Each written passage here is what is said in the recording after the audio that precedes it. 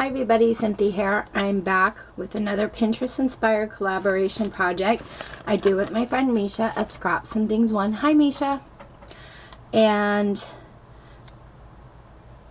this week we were supposed to make a back to school themed cracker treat box. Now I've made smaller cracker treat boxes before, and these are from Lawn Fun.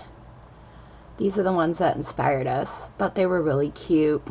But I made this small size before, and I just wanted to try to make it larger without using a punch board. I like the punch boards, but I wanted to see if I could make one without it. So I followed a tutorial from Sam Collette UK Mixed Up Craft.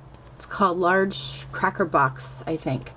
I'm going to post a link below to her tutorial. She does an amazing tutorial, super easy to follow, and it makes such a stinking cute treat box.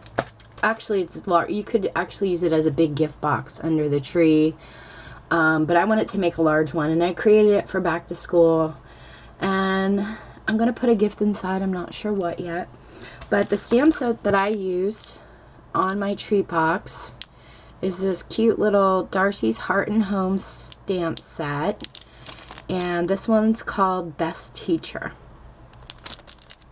And I purchased this from Not Too Shabby Shop, which I will also post below. I'm not sure if she still has any of these, but you can head on over and check it out.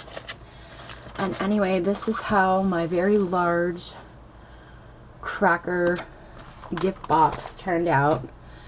And I love it. I think it's so stinking cute. Kind of looks like a triangle.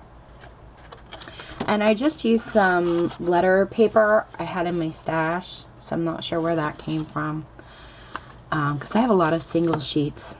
I think this might have came from a 12 by 12 paper stack, and I used most of it, so I just kept the single sheets. But this is such a large size, and it could really hold a nice size gift inside if you guys are thinking about thinking ahead for Christmas, or even if you're maybe gifting some things from the Great Pumpkin for Halloween. You could really do them in any theme. So I stamped, it takes a big heart to shape young minds on both sides. I stamped out the apples and cut those out, the set of books, and I colored them up, and then just colored up the owl, and I have them on pop dots, and then I just have some ribbon that holds it together, and then you just open it up and put your gift inside. I'm hoping you guys can see that. It's a fairly large, decent size, and then just close up the, tie it up with the ribbon, and it's done. But she has some really cute examples over on her channel, so be sure to head on over and check her out and maybe create one for yourself. Thank you guys so much for watching. If you have any questions, let me know. Take care and happy crafting.